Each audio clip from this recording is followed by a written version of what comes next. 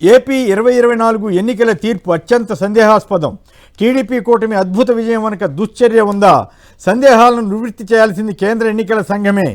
ఒక ఓటర్ 6 సెకండ్లలో 2 ఓట్లు వేయడం సాధ్యమా? పోలింగ్ కేంద్రాల వద్ద సాయంత్రం 5 నుంచి తెల్లవారుదాం 2 గంటల వరకు ఏకంగా 9 గంటల పాటు క్యూలో నిల్చోగలరా అంటూ మళ్ళీ కరణ్ థాపర్ గారికి ఇచ్చినటువంటి ఇంటర్వ్యూలో ప్రముఖ సామాజిక ఆర్థికవేత్త డాక్టర్ పరకాల ప్రభాకర్ మళ్ళీ పునరుద్ఘాటించారు.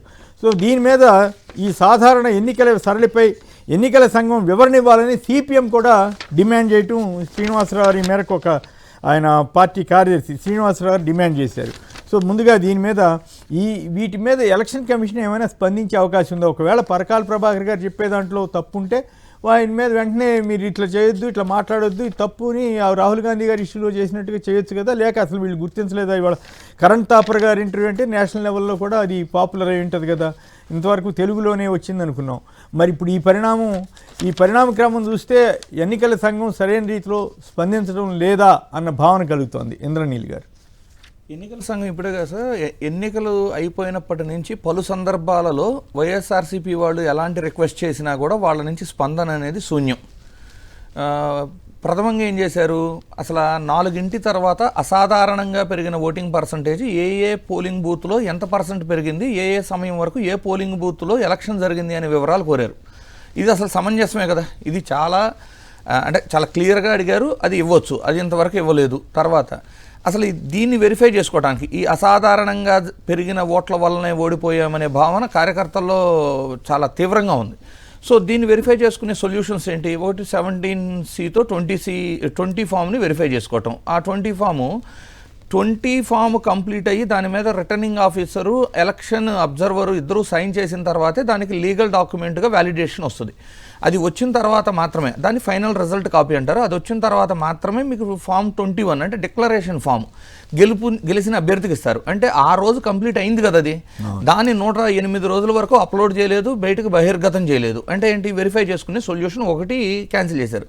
తర్వాత ఏంటి, సుప్రీంకోర్టు కూడా ఏమని తీర్పిచ్చింది, ఎవరైతే రీవెరిఫికేషన్ కోసం అప్లై చేసుకుంటారో వాళ్ళకి 5% ఆఫ్ ద ఈవీఎంల్లో వీవీప్యాట్ స్లిప్పులతో టాలీ చేసి చూపించాలన్నారు.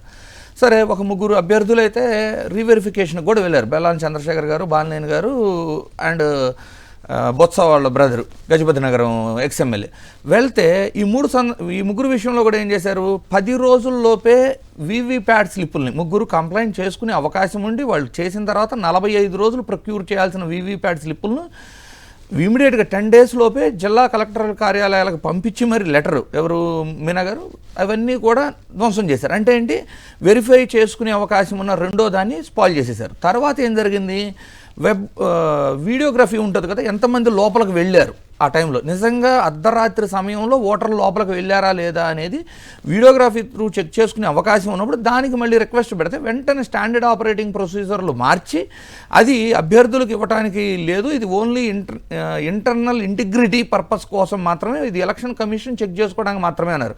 కానీ మీరు చెక్ చేసుకుంటే పిన్నెల్లి రామకృష్ణారెడ్డి గారు ఈవీఎం కిందకేసి కొట్టిన దాన్ని పబ్లిక్గా అన్ని మీడియాల్లో మనం చూసాం.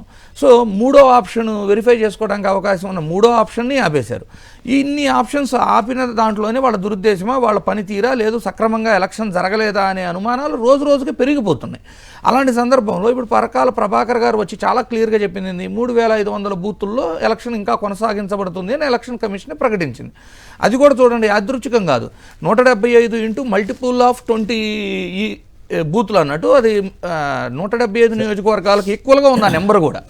సో ఆ నెంబర్లో 53 లక్షల ఓట్లు అర్ధరాత్రి యాడ్ అవటం అంటే అంతమంది 50 ఆ టైంలో 17 లక్షలు కదా, 11:45 నుంచి 2 వరకేమో 17,13,000 సంథింగ్ అండి.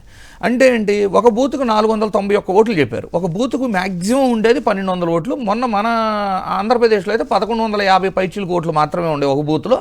పోలైంది 82% ఓటింగ్ అంటే 900 ఓట్లు కూడా లేవు. ఆ 900 ఓట్లు 500 ఓట్లు అంటే 60% ఆఫ్ పీపుల్ అర్ధరాత్రి 12 వరకు ఓటేయలేదు అంటే ఎవరు నమ్ముతారు? ఇంకోటి ఏంటి, 5కి ఎలక్షన్ కంప్లీట్ అయ్యేటప్పుడు మనకి లాక్ చేసేస్తారు సార్, ఎంతమంది ఉంటే అంతమంది ఓటేయాలి. అంటే 5 నుంచి మీకు రాత్రి 2 వరకు అంటే ఆల్మోస్ట్ 9 గంటల సమయం పట్టింది. అంటే మార్నింగ్ 7 నుంచి ఈవినింగ్ 5 వరకు 10 అవర్స్లో జరగాల్సిన ఎలక్షను మరలా 9 గంటల పాటు నేను చెబుతుంది 11:45 నుంచి 2 వరకే 60%. అంటే ఇంకా పైచిలకు ఓటర్లు 68 కదా, ఏది 68% కదా, 68% సాయంత్రం 5 వరకు సార్. నేను అంటుంది ఎట్లా అంటే పెరిగిన దాంట్లో కేవలం ఒక బూత్ లో 1200 ఓట్లు ఉంటే 60% 12 తర్వాతే పోలైతే మరి 8 to 11:45 మధ్య కూడా ఆల్మోస్ట్ ఆ శాతం పోలైందంటే 3500 బూతులు ఎంటైర్ డే రోజు మొత్తం పని చేయకుండా ఉంటే కానీ టోటల్ ఓట్లు రాత్రి 8 తర్వాత పోలవు ఆ బూతుల్లో. అంటే ఏంటి మరి 3500 బూతులు మొరాయిస్తే మనకు మీడియాలోనూ న్యూస్లోనూ వస్తుంది కదా, ఇలా ఎక్కడ రాలేదు.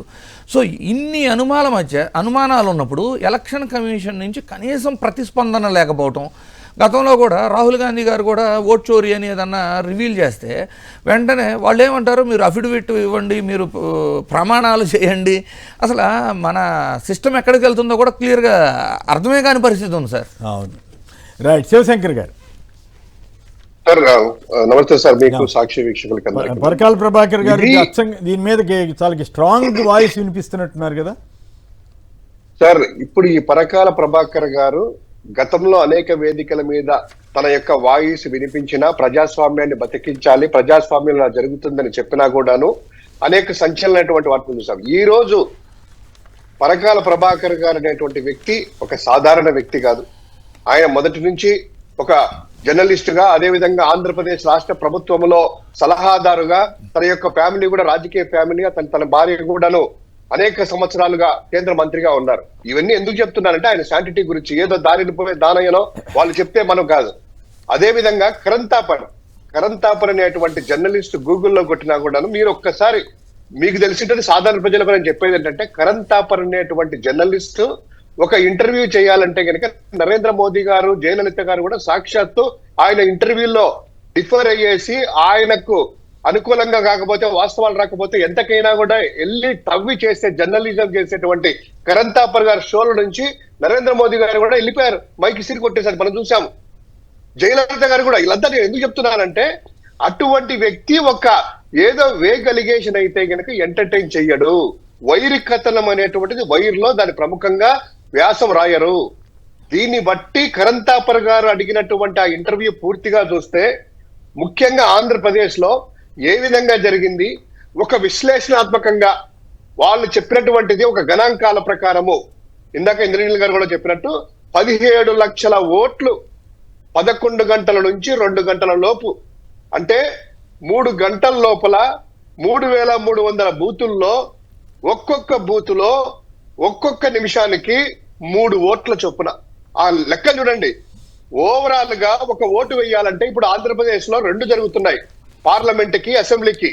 ఒక ఓటర్ బయట నుంచి వెళ్తే అతను ఓటర్ కార్డు తీసుకొని కానీ ఆధార్ కార్డు తీసుకొని ఏదైనా కూడా 17 రకాలైనటువంటి ఐడెంటిటీ కార్డు తీసుకొని వెరిఫై చేసిన తర్వాత లోపలికి వెళ్ళి అక్కడ ఓటర్ లిస్ట్ లో ఏజెంట్లను ఆ ప్రిసైడింగ్ ఆఫీసర్ తీసుకొని మీ పేరు ఉందా, పలానా సీరియల్ నంబర్ అంటే మిగతా ఏజెంట్లందరూ కూడా సర్టిఫై చేసుకొని టిక్కులు కొట్టిన తర్వాత అక్కడి నుంచి నెమ్మదిగా పక్కకి వెళ్ళేసి అక్కడ ఓట్ యొక్క సంతకం చేయించుకొని లేదా ఏలుముద్రలు ఇచ్చుకొని తర్వాత నెక్స్ట్ స్టెప్ ఇంక్ సిరా వేసేసి ఒక పార్లమెంటు దానికి వెళ్తే అక్కడ ఓటు వేసిన తర్వాత ఒక 3 నుంచి 5 సెకండ్లు ఆ యొక్క వివిప్యాట్లు చెక్ చేసుకొని దాని తర్వాత ఇంకొక పోలింగ్ బూత్ లోకి వెళ్ళేసి, పోలింగ్ బూత్ అంటే ఇంకొక కంపార్ట్మెంట్ కి వెళ్ళేసి అక్కడ ఎమ్మెల్యేకి ఓటేసేసి అక్కడ కూడాను 6 సెకండ్లు ఏది యొక్క ఓటింగ్ ఈవీఎం నామ్స్ ప్రకారమే వివిప్యాట్ సంబంధించినటువంటిది వచ్చిన తర్వాత సింబల్ బయటికి వస్తారు. అంటే ఆన్ అండ్ యావరేజ్ గా ఒక వ్యక్తి ఓటు వేయడానికి ఎంతసేపు పడుతుంది అనేటువంటిది వాళ్ళు గణాంకాలు చెప్పారు. గంటలో అంటే నిమిషానికి ఒక ఓటు వేసే వ్యక్తి ఏది ఉదయం 8 నుంచి సాయంత్రము 9 వరకు వాళ్ళు చెప్పిన ప్రకారము గంటకు 60 ఓట్లు, అంటే ఒక్క నిమిషానికి ఒక ఓటు. అది కూడాను యంత్రాంగం సక్రమంగా పనిచేసేసి ఓటర్ లిస్ట్ లో మనం విజువల్స్ లో ఉన్నట్టు క్యూలో ఉన్నట్లుంటే టక్ టక్ టక్ టక్ అందరూ వెళ్తే పట్టేటువంటిది అది.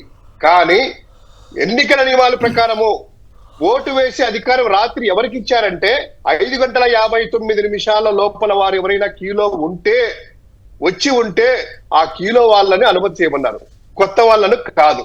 సో ఈ ఒకవేళ మీరు అన్నట్టు 5:59 క్యూలో ఉన్నారంటే ఓవరాల్ గా ఒక పోలింగ్ యావరేజ్ గా ఆంధ్రప్రదేశ్ లో 1179 ఓట్లు మొత్తం 100% ఓట్ల యొక్కది. అందులో మీరు అన్నట్టు 80% ఓట్లు వేసినా కూడాను 850 మంది ఓట్లు వేస్తారు. అంటే వీళ్ళు చెప్పిన ప్రకారము ఈ యొక్క 3 గంటల్లో 450 ఓట్లు పన్నాయంట యావరేజ్ గా. అంటే ఒక్క నిమిషానికి 3 ఓట్లు. ఎలా పాసిబుల్? నిమిషానికి 3 ఓట్లు. సరే మీరు అనుకున్నట్టు తొందరగా ర్యాపప్ అయిదాము, ఏదో 5 మందో 10 మందో కిలో ఉన్నారంటే కాదు. ఒక్కొక్క పోలింగ్ బూత్ లో సగానికి సగం మంది, మొత్తం 870 మంది ఓటు క్యాస్ట్ చేసుకుంటే 80% ప్రకారము అంటే 450 మంది రాత్రి 9 వరకు కిలో పోల్ చేస్తే తర్వాత 450 మంది వచ్చారంట. ఎక్కడైనా ప్రపంచంలో ఇది జరిగేటువంటి పనేనా? నిమిషానికి 3 ఓట్లు వేసేటువంటి పద్ధతి మనకు ఉందా? ఆ ఈవీఎం అలో చేస్తుందా? అసలు ఈ ప్రాసెస్ అంతా పెట్టారా? ప్రతిదీ కూడా వీడియోగ్రాఫ్స్ కూడా బయట ఉండే జనాల నుంచి వీడియోగ్రాఫ్స్ అన్ని తీయమని ఎన్నికల కమిషనే చెప్పింది. ఈ రోజు ఇంత జరుగుతున్నా కూడాను, ఇంత పచ్చిగా ఆంధ్రప్రదేశ్ లో జరిగినా కూడాను 17 లక్షల ఓట్లు అర్ధరాత్రి పన్నా కూడాను. సార్ మీరే చెప్పండి సార్, ఎవరిచ్చారంటే ఎవరుంటారు సార్? ఎవరైనా ఎంప్లాయో పొలం పనులు చేసుకుంటే వాళ్ళు, లేదా ముసలి వాళ్ళలో కీలో ఉండలేమనుకుంటే వాళ్ళు సాయంత్రం వస్తారు. ఒకవేళ 5:59 వచ్చారనుకోండి, ఆ వ్యక్తి రాత్రి 2 గంటల వరకు అంటే 9 గంటల సేపు కీలో నిలబడుకునేటువంటి అవకాశం ఉంటుందా? ఒక వ్యక్తి ఆంధ్రప్రదేశ్ లో ఓటు వేయడానికి స్వచ్ఛందంగా వచ్చిన వ్యక్తి 9 గంటల సేపు కీలో, వాళ్ళ లెక్కల ప్రకారము 9 గంటల సేపు కీలో నిలబడాల. మధ్యలో వచ్చి పోయడానికి లేదు, అవకాశం లేదు. ఆ ఎంట్రీ అలో చేయదు. బార్లని గేట్లని క్లోజ్ చేస్తారు. 5:59 వచ్చిన వ్యక్తి రాత్రి అర్ధరాత్రి తెల్లవారుజామున నెక్స్ట్ డే 2 గంటల వరకు నిలబడినాడు అనేటువంటిదంటే ఇది రెగ్గింగ్ కాక ఇంకేంటి సార్? ఇది మాక్ పోలింగ్. ఇది ఏ విధంగా ఈవీఎంలు మేనేజ్ చేశారా?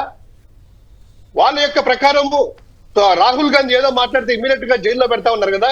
ఈ రోజు కరంతాపూర్ గారికి నిజంగా అబద్ధమే ఏంటి ఉంటే, లేదా పరకాల ప్రభాకర్ కానీ ఇమ్మీడియట్ గా ఎందుకు వాళ్ళకి నోటీసులు ఇచ్చేసి అరెస్ట్ చేయాల్సిందే కదా. ఇందులో వాస్తవం ఏంటంటే పూర్తిగా ఆధారాలతో సహా పరకాల ప్రభాకర్ గారు చెప్పినటువంటిది పదే ఆయన చెప్తున్నా కూడా జాతీయ మీడియా పట్టించుకోదు. జాతీయ మీడియా అసలే పట్టించుకోదు. అందరికీ తెలుసు. ఈ రోజు పేరున్నటువంటి వ్యక్తి కరంతాపర్ చేసిన ఇంటర్వ్యూలో పూర్తి వ్యాసము ఆ యొక్క కరంతాపర్ గారే ఆశ్చర్యపోయారు. ఇదేంటి ఇంత ఘోరంగా? ఆంధ్రప్రదేశ్ లో అసలు ఎన్నిక జరిగిందా? దీన్ని ఎన్నికంటారా? ఇదేనా ఇది ఎక్కడైనా పాసిబులా? ప్రపంచంలో అనేటువంటిది కేస్ స్టడీ తీసుకొని చెప్తా ఉంటే నిజంగా ఆంధ్రప్రదేశ్ ప్రజలు వేసుకున్నటువంటి ఓట్లు ఏమయ్యాయి సార్? ఎవరు ఈ ఓట్లు ఎవరేశారు? ఈవీఎంలు ఏ విధంగా ట్యాంపర్ చేశారా? లేదా అర్ధరాత్రి మీరు రిగ్గింగ్లు చేశారా?